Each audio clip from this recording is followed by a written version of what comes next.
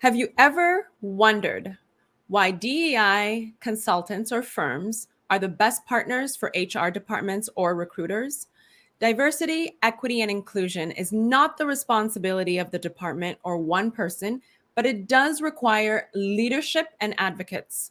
Whether that leadership and advocacy comes from the DEI department, executives, or the human resource department, there has always been a close relationship between HR and DEI companies or departments. Almost all HR duties relate in some form or fashion to DEI. They are the best partner for HR departments. You might also be wondering what this has to do with diversity, equity, and inclusion. That illustrates what is essential and top of mind for HR professionals.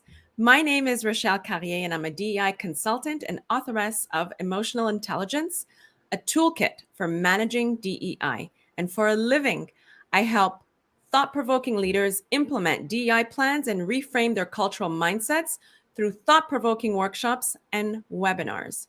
Join us as we continue the importance of partnering up with HR. Here today with us is a trailblazer. Jessica Farm is an HR professional and founder of Blackness and the Workplace. Her mission is to support and advocate for the needs of Black professionals. She will continue to move in truth and not in fear. Jessica, thank you so much for coming today. Thank you. Thank you for having me. Looking forward to the conversation. Oh, I think the entire audience is. So, how do you ensure employees remain engaged and productive? How do I make sure employees remain engaged and productive? You have to give them something to be engaged about. The employees have to be excited about the work that they're doing. They have to buy into the mission and vision of the company that they work for. And the company has to show that they care about their employees. And when I say care, it's not enough. Companies used to do this a lot, having pizza parties and ping pong tables and all that surface level stuff is not what's going to make me as an employee engage. I need to see that I am being welcomed. I need to be included.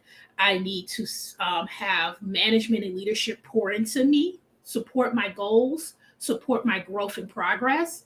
And when all of those things are in place, you're going to get employees who are engaged and productive when they have something to be engaged and productive about. Right. Do you think that it helps to attract and retain diverse talent? Because, sometimes there is an image that a lot of corporations portray. And then once you start working for the corporation, then, the internal operations are a little bit different. Yeah. So that goes back to what I say when we talk about diversity and inclusion.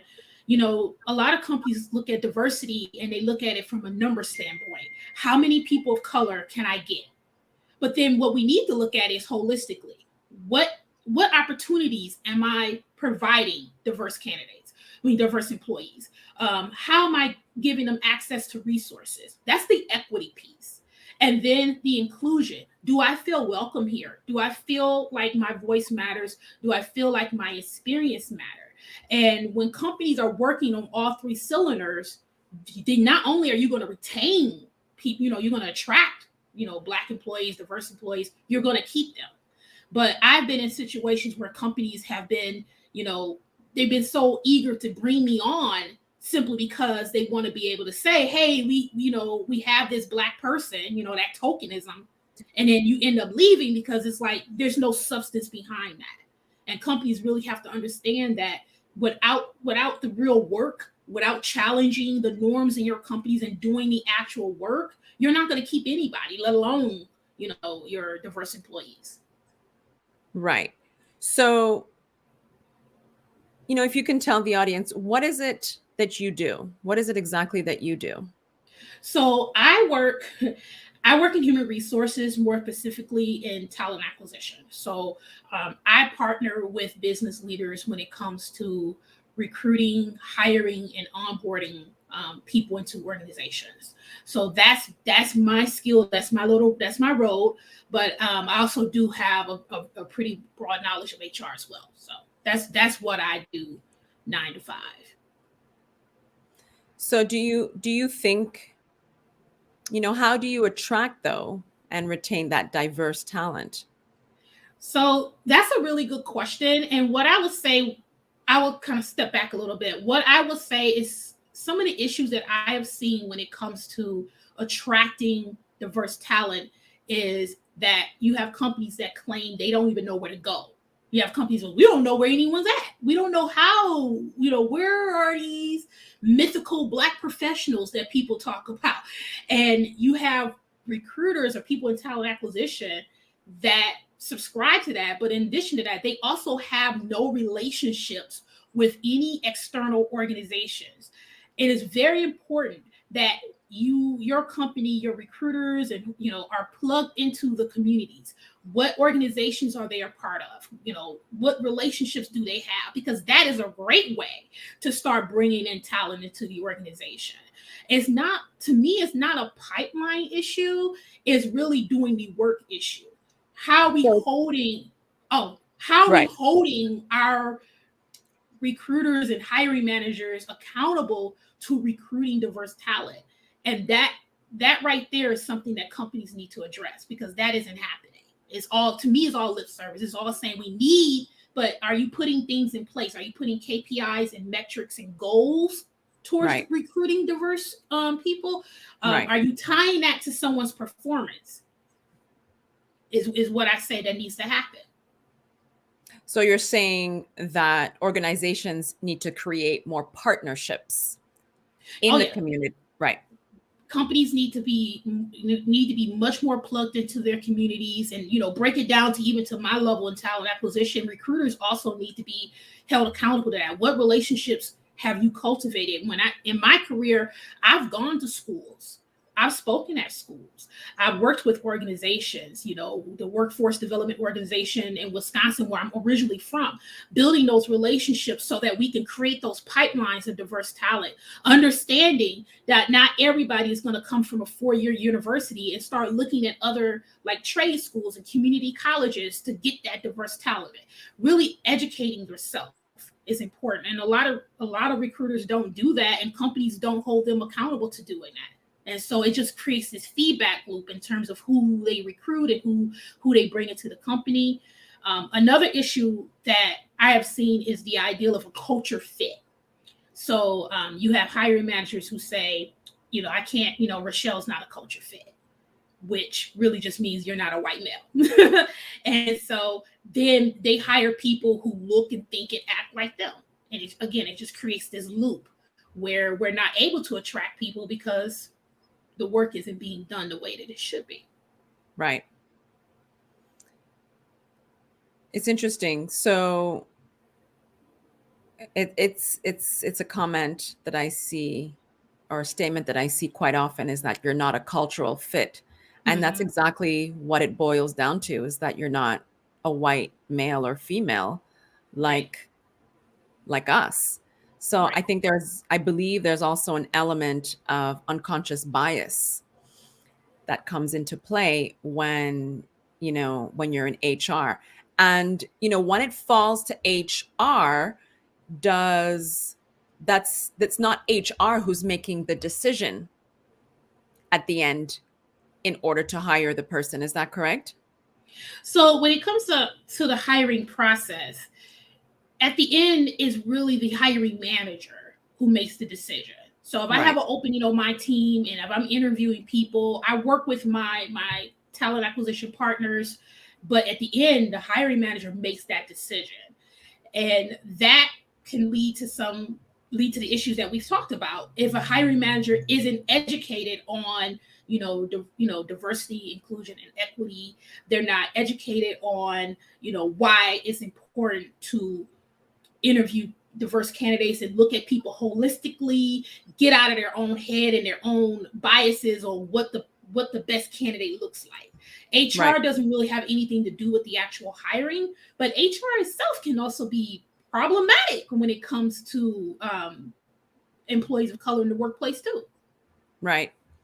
Do you think that's changed during America's racial reckoning in the summer of 2020 following the murder of George Floyd? That's so funny because I've called that out. When George Floyd was murdered in 2020, what you saw, I say it was more of a very interesting take on how corporate America responded. I saw a lot of black squares and companies saying Black Lives Matter. Right. What I saw was performative, activism.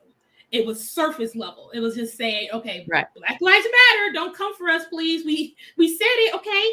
And also saw kind of like this, what I call it, like a course correction, where companies was just doing almost too much, but not really addressing the real issues. Right. So I would say things really haven't changed. I think, again, a lot of that was surface level and not systemic. They didn't nobody wanted to address the racism in their companies. Nobody wanted to address the fact that you got companies that are headquartered in large, diverse cities, Atlanta, Chicago, LA, whatever, and yet their population doesn't look like any of that. Everyone's white. Like, how's your company in Chicago? I actually know a company that's in Chicago. And it's only maybe 3 people that I know that are of color, and only one is a Black woman. So you have companies saying things surface level, but nobody was really willing to do the work.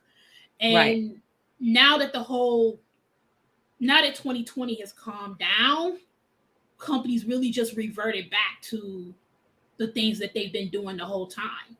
Right. Do you think that will change?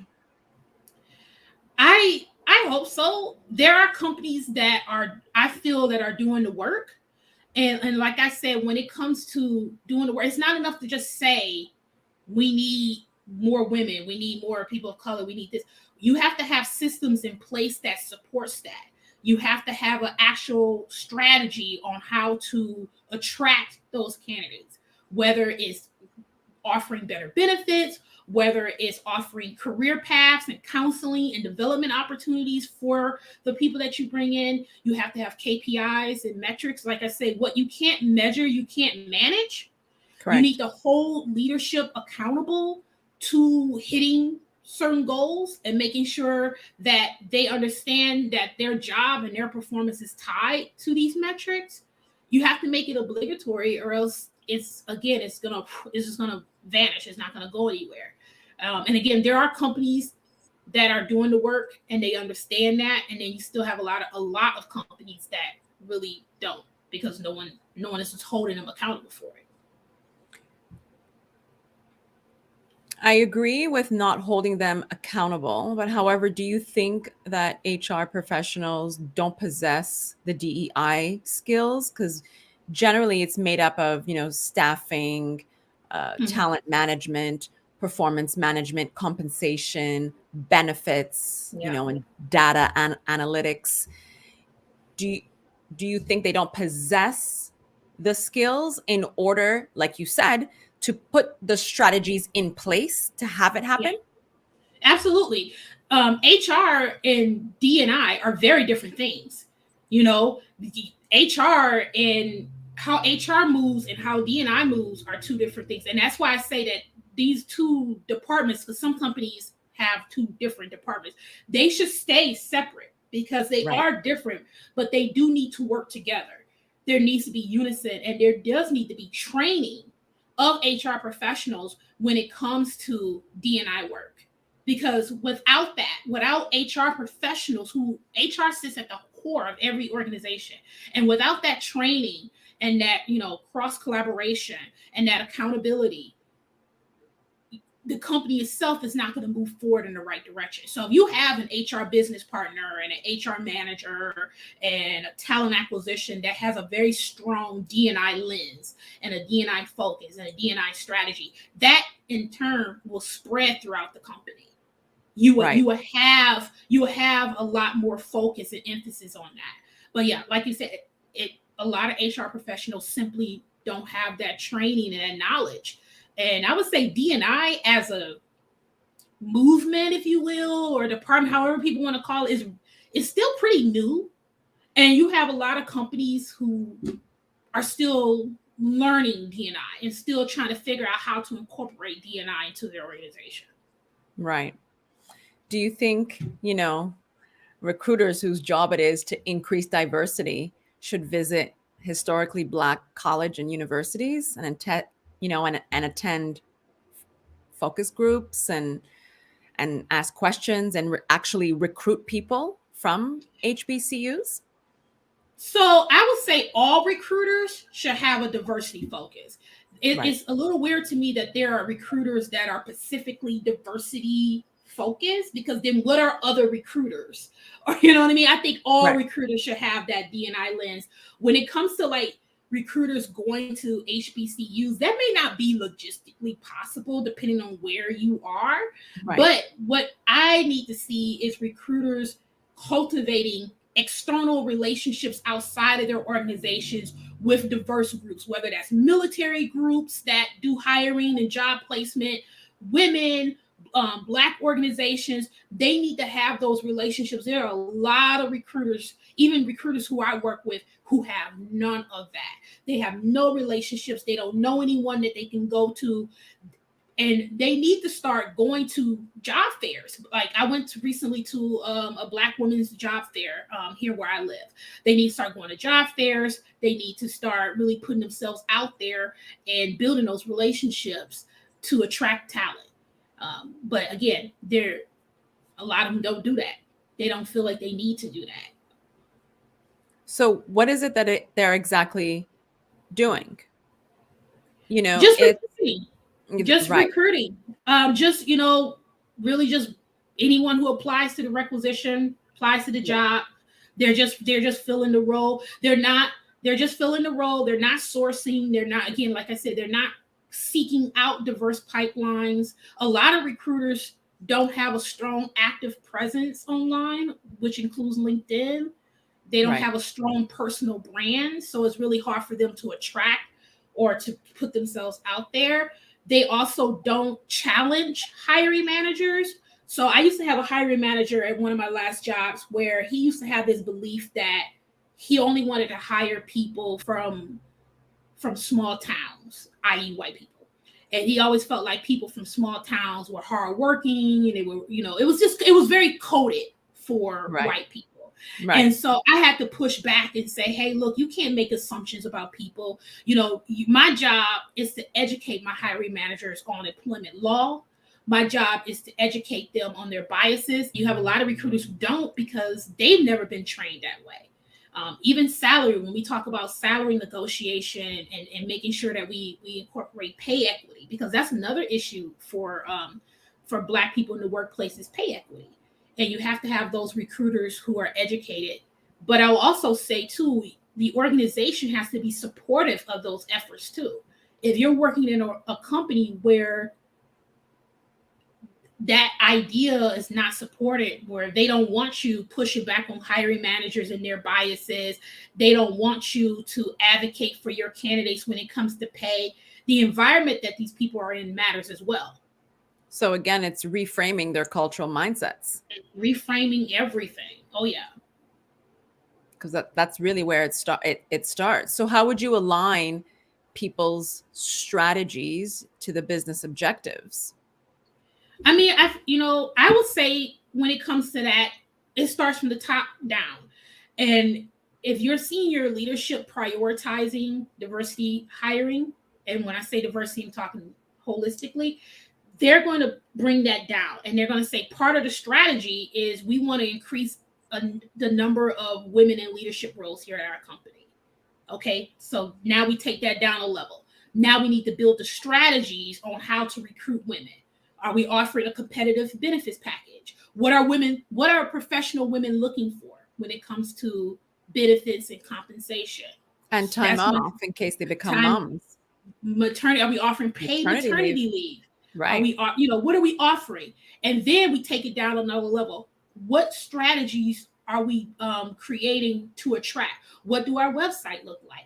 What does our social media look like? What is our external reputation? Because that matters. And then take it down another level. How are we recruiting? What relationships do we have with other organizations that are out there that pull women, that recruit women or work with women? And that's the same for Black people too. What is the company's external reputation? What benefits are you offering? I would tell you that a lot of Black professionals that I've worked with and that I talk to, DEI and equity, all that stuff matters, but they also want an organization that will allow them to have growth opportunities and career development opportunities. And a lot of companies will say that, yeah, we want to have people in, but they don't have any groundwork to allow that to happen.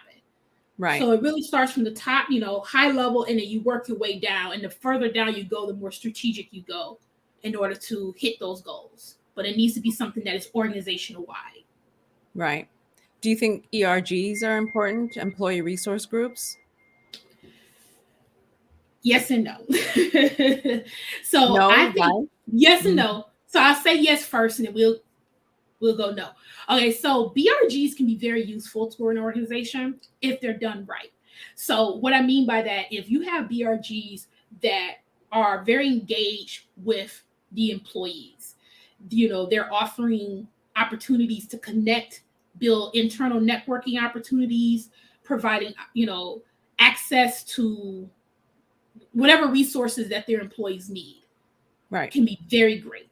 And I've been in organizations where BRGs that are very active, very plugged in, working with their employees, really knowing what they need and giving them what they need. It's a beautiful thing. Another issue with BRGs is that they tend to go tribal if they're not integrated. So you'll have a Black BRG, and you have a Latino BRG, and Asian BRG, and they're all little islands. And what happens is that they start seeing themselves as competition for resources, money from the company, whatever it is, instead of coming together collectively and working together. And that can be a bit of an issue as well.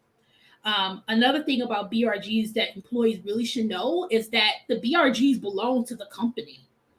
And so I've had people, and I've done some workshops for BRGs at one company. I won't say the company's name out of respect for the person I helped, but they wanted me to do a workshop about how to navigate the workplace as a Black person, but they did not want me to do it during company hours because they didn't trust the company. So I had to do a workshop off hours. So it's like you have some people who don't trust their BRGs because, of course, the BRGs are owned by the company. And so they wanted me to do a workshop because there was a lot of issues happening at this company.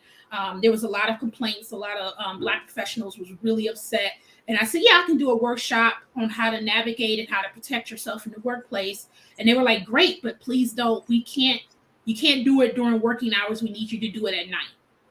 And then they also did not want me to do it on their company software. They was like, we'll just do it on a private Zoom. So why do you think that is? Because the culture of this company, and I know this company very well, was not conducive to an open environment that would allow these people to speak up about the issues that they were dealing with. And so even though that BRG was there, and you have companies who will hide behind BRGs and say, hey, look, we have a Black BRG, we're open, but there's nothing substantive about that. There's no depth. And so it created a culture where these people felt like we cannot speak up and out about the issues that are happening during working hours. We have to do this off the books. Which is detrimental to them. Yeah, it is. And it costs a lot of turnover. There's been a number of folks that I know who have left that company since then because they felt like we're not included. There's no equity. It's just diversity. It's the D. It's not the E or I. We was just a number. Right. Or the token. Right. Oh, a token. Oh, yeah. Toki, thank you so much for joining in. I appreciate your comments. She says, safe spaces should be part of a company's culture. It should be. And it should be a safe space. But a lot of times they're not safe spaces. And the reason for that too is like a lot of people, a lot of companies, and you got white people or whatever, they don't like being challenged. So when you start challenging and you start making demands and saying, hey, we need to get away from this symbolism. I don't need to see white folks wearing kente cloth like they did when whole George Floyd was going on. I need to see like real substantial changes.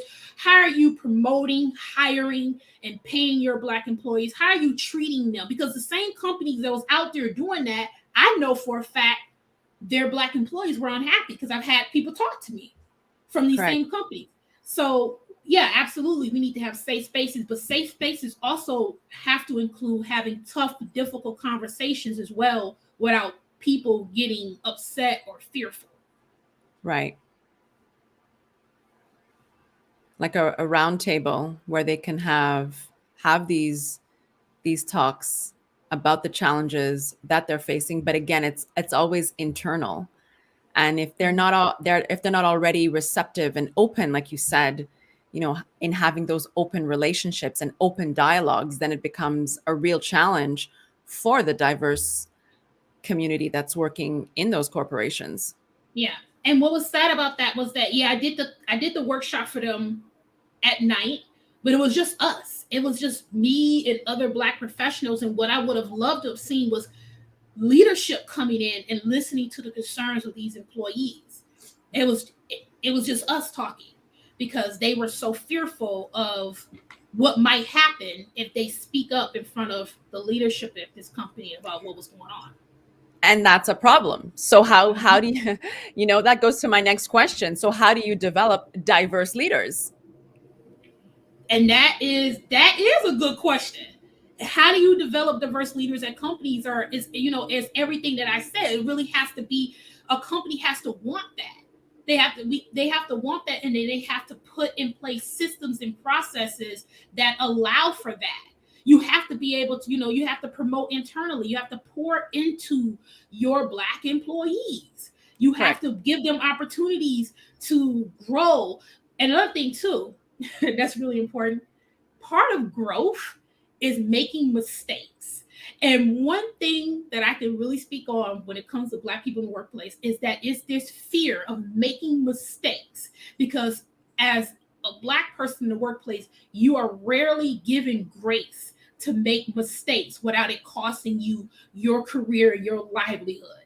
So And if mental health. Yes. And you have to, if you're going to allow me to grow and develop as a person and as a professional, whatever, mistakes is a part of that growth. And you can tell a lot by an employer, by what they do to you when you make a mistake. And I've had Correct. this happen to me where I made a mistake and it escalated and just became this whole thing.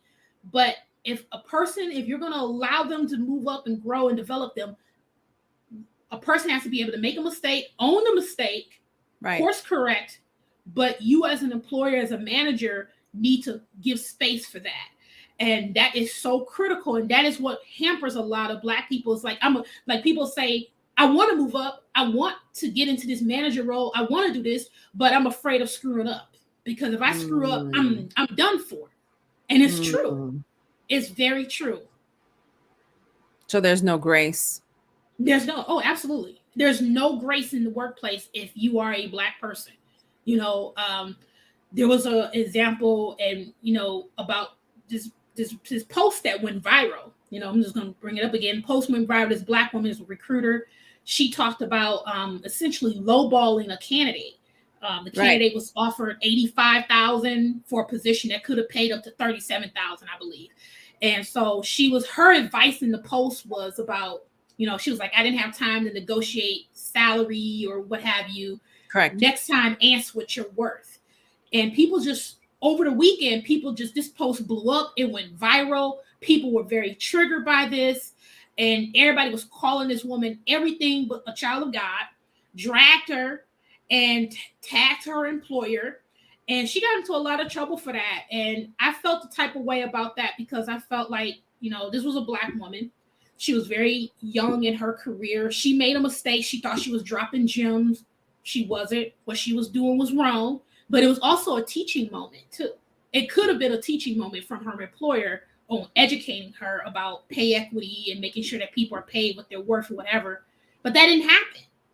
Right. She was threatened. She was, they ripped her to shreds because that's what they do to Black women. And it cost her livelihood.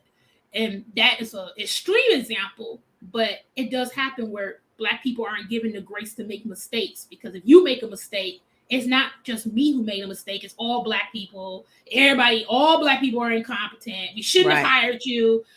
And it can create a lot of mental stress for us in the workplace. I agree. Lisa Hurley, thank you so much for joining in. She says non-Black people are allowed to fail up, but we usually do not receive the same grace. Yes. Hi, Lisa. So some of these people I know from LinkedIn, but yeah, absolutely. Whenever a white person makes a mistake, and I have been in meetings, Rochelle, where a white dude will come into this meeting. He's late. Not only is he late, but he's unprepared and he don't know what's going on.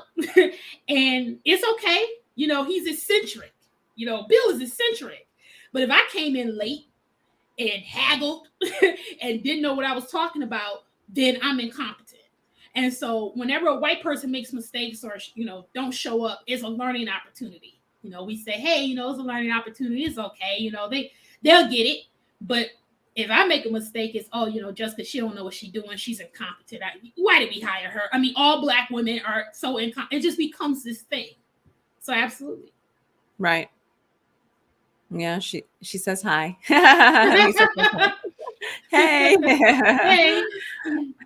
It's interesting. Somebody else says here, Wandil, there's a huge fear of shame from white leaders, but we'd rather they make mistakes trying to bring about change than if they keep their biases in their corazon that shows up in our salaries and positioning. Yeah, absolutely. Absolutely. That's what it is. Mm-hmm. He says again, Black women have it the hardest. They're the recipients of the least grace. Yeah, it's the duality of being a woman and then also being Black that Black women carry. So you have the pay inequity issues when it comes to being a woman, and then you also have the lack of access to opportunity and all the BS that you deal with just being Black in general. And you get it from everybody in the workplace, and it's stressful. I know for me, it took a long time for me to get to a place where, I'm confident in myself. I'm very assertive about who I am, but it created a lot of trauma for me too in the workplace, because it really held me back from wanting to try new opportunities and to speak up and to speak out because of how I have been treated in the past. Right. Mm-hmm. So it left a residual feeling. Yeah, another thing that it does too is it makes you hyper productive. So for me, I every time I go into a meeting now, or whenever I have a project, whatever I do, I want to make sure that I'm always right. I hate being wrong. I hate making mistakes. I don't even give myself grace, because I'm like, I have to be right. I got to come into this meeting 100%. I got to know what I'm talking about. And I can't, even today, I still feel a type of way when I have to ask somebody for help or when I need clarity on something. Because I've had it before where I've asked a white coworker for clarity. I say, hey, I don't understand this, or, can you clarify? And then you get the attitude. Well, they sent the email. Did you not get the email? Or per my last email. And it's like, all right. You get that attitude. You're like, all right. And so it shapes you in terms of how you move in the workplace, for sure. Right. And it makes you less confident in your abilities when you already know you had the abilities coming into that position. Yeah, you are gaslit for sure. And I tell people this all the time. I said the reason why they gaslight you is because they fear you. They know that you're competent. Every Black woman, every Black man I've talked to, are not only qualified for the jobs that they have, oftentimes they're overqualified. I have not met a Black woman yet who has not been qualified for anything that she does. If anything, I look at her resume and her experience and I'm like, wow, you're overqualified. Because not only do we have a job, we got side hustles, we do consulting, we teach, we do a lot of stuff on the side. We are coming in strong. And they see that. And so what they do is that they try to gaslight you because they don't want you to recognize your own strength, your own abilities, and your own capabilities. And they feel right. And they feel also threatened that they might lose their positions. Yeah, they get the threat is real, because what I always tell people, white mediocrity in corporate America is real. There's a lot of mediocre white people in charge of things, whether it's the government or the company that you work at. You know, I have worked side by side with white counterparts, white men and white women, and they have less education than me, they have less skills than me, they have less ambition than I do. I consider myself a continuous learner. I'm always learning my craft. I would never tell you that I know everything. I'm always a learner. They get in and that's it. I got my degree. I don't need to learn nothing else. I'm good. And entitled. And you come in with what you know, and they very quickly can see that you know more than they do and that you have more than they do. And so then you start finding yourself in these positions where you working under somebody who you know more than. I've been there. I've worked under a woman. She didn't even know how to use the computer. She didn't know how to use LinkedIn. You working under people who are less than, and you're like, why am I working under this dude? Like, he don't even know what he's talking about.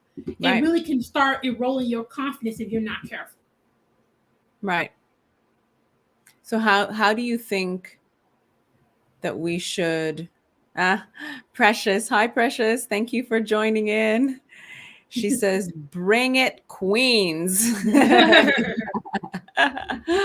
Precious. So how do we power upon this partnership between DEI and HR? I mean, I will say that there needs to be, again, a culture and a requirement that HR becomes trained in D&I work, and that they build relationships and inroads with the D&I departments and D&I and understand those practices and trainings. That's the way that it has to work. It has to be I don't want D&I reporting into HR. They need to be separate departments, but they need to be working together. And HR people really do need to have access to D&I works and trainings and being allowed to create that D&I focus. And with that, again, like I said, once that happens, you will start to see that spread throughout the company. You will have HRPPs who are pushing back against leaders and hiring managers and saying, hey, look, I looked at your hiring slate. Where's your women? Where's your people of color? Why are you hiring the same type of person? You know, there's been hiring managers who have hired exclusively from certain schools. You know, I went to Harvard, so I'm only going to hire people from this, you know, and you have no one in HR, no one challenging that, no one pushing back and saying, no, you need to open up, you need to be trained, you need to, you know, check your biases. So that's how I feel both HR and the D&I communities, they need to work together in the organization. Right. I read an article in Forbes, and I don't want to paraphrase it, so I'm going to directly read it. So it says, as people function, HR practitioners can no longer be effective without themselves becoming DEI proficient. Mm-hmm. The old HR competencies alone simply are not enough, given the expectation that companies must build diverse teams where retention, engagement, and belonging are core to their mission and culture. Mm-hmm. So what does this mean for the future of HR? HR professionals must develop proficiency in DEI before it's too late. So they also state that the core concepts are identifying, and this is what, you know, we were talking about, identifying forms of resistance, right? Unconscious bias, mm-hmm. resistance mm-hmm. among leaders, stakeholders, and employees. Understanding the importance of developing and communicating DEI plans, strategies, which you've mentioned throughout this entire show, statements and budgets, which also you mentioned, Jessica. Yep. And then the third would be recognize the time and investment necessary for DEI work to take hold and affect change, to help leaders set goals and measure results, yep. Regarding mm-hmm. DEI, retention, safety, which some of our listeners were talking about, safety and belonging. Yeah, exactly. 100%. All of that. All of that. I mean, there was a shift a couple of years ago where HR was initially very much paper pushing, very administrative. Right. And then there was a shift where we stopped calling HR, just saying HR, and then we start saying HR business partners. So partnering with the business. And so D&I is very much a part of the business and part of business strategies. And this is just another evolution, another step in the evolution of HR, is to really have that D&I focus very integrated and a part of how they move and how they work. Right. So they shouldn't be parallel to one another anymore, as they Not have been anymore. in the past. Oh, yeah. And do you believe that that change happened? Again, I'm going back, but do you believe that change happened when George Floyd was murdered? There was a slight change, like you said, black squares, there was a lot of lip service. Oh, yeah, like, white people wearing kente cloth. We have a picture of that. It's just like, where did you get the kente cloth? Like, black people even wear kente cloth for like a special occasion, but they was walking around wearing it. I mean, I would say that there was a recognition. I mean, change doesn't happen overnight. This is very much a change management process too. So I think when 2020 happened and George Floyd happened, there was a recognition that we need to really take this serious. And there was already rumblings and talks of it prior to George Floyd, hey, we need to look at more of our diversity, but there wasn't really much of a push. And then that happened, and then that was their recognition, and then you had companies really starting ramping up their strategies. So that's what I would say. I mean, again, things don't happen overnight. You have some companies who have been leading the way. You have some companies who are still trying to figure things out. And then you have some companies who really haven't done anything at all. It really, really depends on where they were prior to George Floyd. Because you have companies, again, that was already starting to do a lot of this. And then that happened and it just pushed it up. Right. It's interesting. One Deal. Again, thank you, One Deal, for your comments. We appreciate it. He says, for the current white adjacent companies, we need to start creating a culture of empowered well-being and belonging where everyone can bring their authentic selves. And I think that's what's challenging as well. And we speak about this quite often, Jessica, on this podcast about code switching. When you've developed this mechanism, not you personally, but people broadly have developed this mechanism to code switch as a means of survival and getting ahead, then the question is, are you being your authentic self? Yeah, that phrase, people have been saying that for a long time. Bring your authentic self. And I'm not gonna say I don't know what that means, but I think we should be careful about what that means, because your authentic self can be anything. I think it's okay to have a line between your work self and your professional self. Right. And I would say that also with the caveat was, when I first started my career, I had a very white ideal of professionalism. And I think a lot of us did. You have a straight hair, you dress a certain way, you don't talk about your issues, work is work and whatever. And I had to unlearn a lot of that. With that being said, the way I present myself in the workplace is still not the same as I represent myself at home. I still feel like when I come into the workplace, there is still this thing that I have a representation, and I still want to represent myself, and by extension, Black women, in a positive way. So when I interact with the people at my work, it is still from a professional standpoint. It's not as fake as it used to be. I still wear my hair in braids, and I come to work in cornrow. I still do all of that, but I'm an educated woman. And so I'm going to show up as what I am. I'm not going to come in and speak in slang and all that. I don't talk like that anyway. But when I interact in the workplace, I want you to see that I know what I'm talking about, and I'm capable, and I'm an educated woman. And I can still do all of that, rocking cornrows, rocking braids, all of that. So I think, to me, there is a balance. Right. And that's how I show up authentically in the workplace. But I also feel like everyone has their own version of what that looks like. Right. And I think we should be okay with that. Some people don't, there's some Black people who don't code switch anymore in the workplace because they feel like that's not, I'm going to talk the way I talk at home. I don't, because I don't talk like that anyway. Well, I talk just like this, regardless. So Correct. My authentic self is how I present myself and how I interact with people in the workplace. And how you show up. That's how you show up. That's how I show up. Absolutely. Absolutely.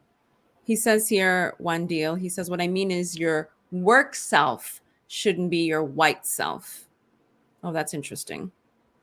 Oh, yeah. And like I said, you had a lot of Black people felt like if I go to work, I remember there was a time where like I used to perm, relax my hair. Like I used to get scared whenever my natural hair started coming through. I have very tight 4C hair. And so I always felt like if I didn't straighten my hair and didn't wear makeup or just have this very like non-threatening look into the workplace, I would not be taken seriously and that I would run into issues. And that was like my biggest fear was wearing braids and wearing my natural hair. And I remember my father used to tell me, and my father's from a different generation, but he used to say to me, he was like, straighten your hair. And once you get the job, you can show up in braids. He used to say that all the time. And I did that. And after a while, I was like, you know what? There's nothing wrong with who I am. This is my hair. This is the way God made me. This is my culture. But like Black hair is Black culture. Like a lot of white people don't understand that when they try to tell us how to wear our hair, this is very much culture. This is very much part of our identity. And so I stopped worrying about it. I said, I have gone to interviews with a fro. I wash my hair and pick it out, and I go to interviews or I wear my cornrows. This is how I show up. There's times where I don't wear makeup. This is how I show up. And my philosophy is this: like, if you don't like it, it says more about you than it does about me. And if white folks can wear tattoos in the workplace and show off all these tattoos, which is not natural, you wasn't born with tattoos, then I can show up wearing the hair as it grows out of my scalp. Right. That is how I feel about that. Right. And it's interesting. I don't remember her name right now, but there's a Black judge. Did you see her? The Black judge who has tattoos all over her arms, and she shows them. Yeah. So then, those are the stories where you think, okay, there might be light at the end of the tunnel, but I believe we still have a long way to go. We do. And like I said, tattoos don't have nothing to do with a person's ability to do their job. Just the way I wear my hair don't have anything to do with my ability to do my job and how I show up. And since embracing that part of me, like my LinkedIn page and all, I got cornrows. I need to be who I am. And I feel like for everyone, that is whatever it is that they define it as. Right. And that's the beauty of the change that is happening, is that people are realizing that these white ideas of professionalism, not just in terms of appearance, but also how you show up, doesn't work. It's not a cultural fit for me as a Black woman. White professionalism and how white folks interact in the workplace, that doesn't fit me. That's not who I am, and I'm not going to do it anymore. Right. And when they say it's not a cultural fit, what it really means is that it's not a cultural fit to their culture. Mm-hmm. Exactly. Right. Yeah. So Amanda, thank you so much for chiming in. She says these companies who do have these programs need to know how the program benefits the workforce, because some just show videos and call it a day. They don't put action to their training. They think since they have it, this is enough. It is so backwards. Yeah, it is. They'll have you watch a video and then that's it. And it goes back to what I say. You have to have KPIs and metrics. You got to keep measuring things. You got to see where the gaps are, close those gaps, and keep it moving. But yeah, you have companies that just do the bare minimum and then they think it's okay. And they call it a day. Yeah. One deal also says, he says, those companies need to understand how DEI doesn't only affect people, but directly affects their bottom line. Maybe make the business case for retention, recruitment, and lawsuits that come with a lack of intentional investment in JEDI. And research shows that diverse teams are more creative and profitable. Yeah. And that's why you do see that push, is because you do have companies who do realize that there's a financial gain to having D&I and diverse employees and having a active and engaged workforce. Right. Mm-hmm. I believe that also HR executives probably, they have a lot of challenges and it probably keeps them up at night, but they are not in this alone. And DEI organizations or departments are invested partners who are akin to their HR counterparts, strive to improve the company beyond filling positions and executing policies and procedures. The intersection, because we have to understand there's an intersection of these two disciplines, enhances company culture, performance, and reputation. And that's a winning recipe. So, this podcast highlights lived experiences and inspirational stories of strength and tenacity. We share profound and courageous dialogues that influence diversity, equity, and inclusion by breaking the barriers and labels of stereotypes, confronting biases, and offering best practices to achieve a more significant and cultural mindset. Stay tuned for more on creating partnership between DEI and HR. Jessica, it's been such a pleasure. Thank you. It has been. This has been great. Thank you for having me. Oh, the pleasure was all mine.